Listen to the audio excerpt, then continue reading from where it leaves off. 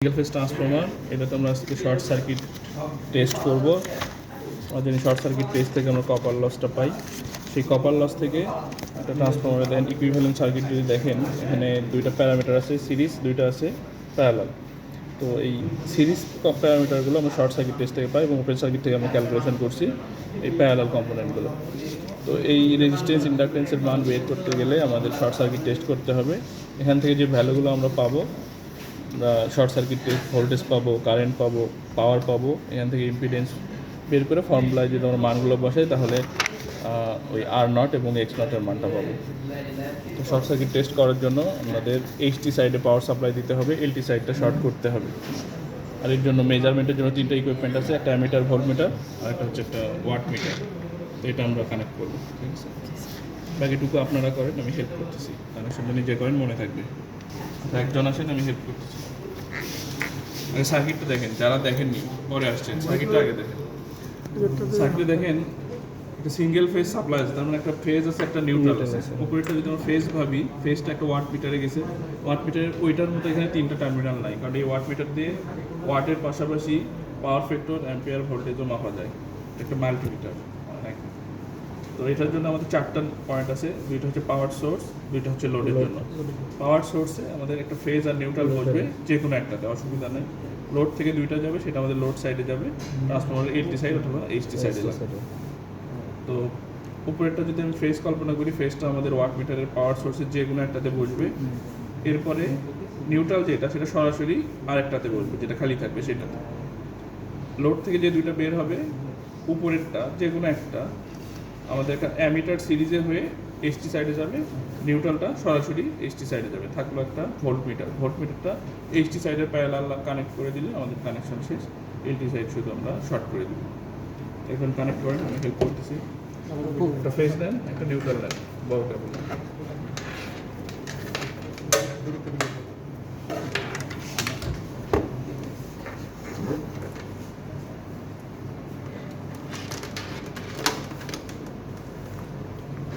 নিউট্রালটা দিয়ে দিলেন ওয়াট মিটারে এক প্রান্তে, ফেজটা দিলেন ওয়াট মিটারে আরেক প্রান্তে। Power source complete. আর এখান থেকে লোড সাইডে যাবে যে দুইটা, সেটা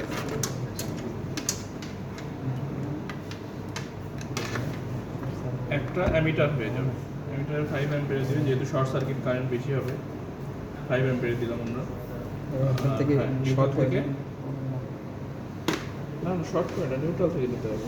নিউট্রাল অ্যামিটারের দুইটা পয়েন্ট কমপ্লিট করতে হবে না। হ্যাঁ, এখন এইচটি সাইড বলতে যে বছর ভোল্টেজটা আমাদের হাই, এখানে 240, এটা আমাদের এইচটি, 120 এটা হচ্ছে এলটি। তো এটা যে কোনো এক প্রান্তে দিয়ে দিলেন। আচ্ছা, লোড থেকে এখানে আরও একটা যাবে,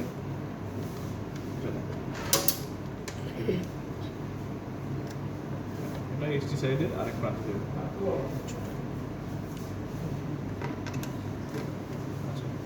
এরপর কী হবে, একটা ভোল্ট মিটার প্যারালালি কানেক্ট করতে হবে। দেখেন আমরা যদি এইচটি সাইড থেকে একটা ভোল্ট মিটার লাগাই আর অ্যামিটারের পরে লাগাই, একই কথা, মাঝখানে কোনো কম্পোনেন্ট নাই, ওয়্যার ছাড়া। তার মানে একটা এখান থেকে শর্ট করবেন, একটা এখান থেকে শর্ট করবেন করে ভোল্ট মিটারে 300 রেঞ্জে লাগাবেন প্যারালাল। যদি আমরা এটা সিরিজে কানেক্ট করি তাহলে ভোল্ট মিটার সিরিজে কানেক্ট করলে কি মান দিবে? অ্যামিটার সিরিজে কানেক্ট করি। ভোল্টমিটারের সাথে ভোল্টমিটার প্যারালাল লাগাতে হবে। ডাটা লাগে একটা শর্ট এলটি সাইডে শর্ট করে দেন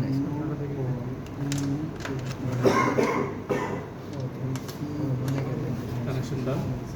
দেখেন যারা দেখলেন সবাই বুঝতে পারছেন কিনা? এতটুকু হচ্ছে আমাদের কানেকশন, খুবই সিম্পল একটা সার্কিট। এখন আমাদের এখানে কানেকশন দিব, তার আগে শর্ট সার্কিট টেস্টের সময় আমরা ডিল করি কারেন্ট নিয়ে। এই কারণে আমরা রেটেড কারেন্ট দিকে পাওয়ার সাপ্লাইটা দেবো। আর ওপেন সার্কিটের সময় ভোল্টেজটা যেহেতু দিই, সার্কিটটা ওপেন থাকে, এই জন্য আমরা রেটেড ভোল্টেজ দেখে পাওয়ার সাপ্লাই দিই। কতদিন আপনারা ওপেন সার্কিট দেখছেন, আজকে শর্ট সার্কিট করতেছেন, ঠিক আছে? সুইচ অন করে দিলাম, কারেন্ট দেখাচ্ছে, এখানেও কারেন্ট দেখাচ্ছে। সার্কিট অনুযায়ী এটা কানেক্ট করি, কিন্তু এটা কিন্তু ইউজটা নাই, কিন্তু এটা থেকেই সব পাচ্ছি। ইউজ নাই বলতে দেখেন এইটাতে 1.15, রেটেডের চাইতে একটু কম দিব, 1.25, তো 1.15 1.2 পর্যন্ত যদি আমরা দিই, এটা দেখবেন ওই মানটা রিচ করতেছে না।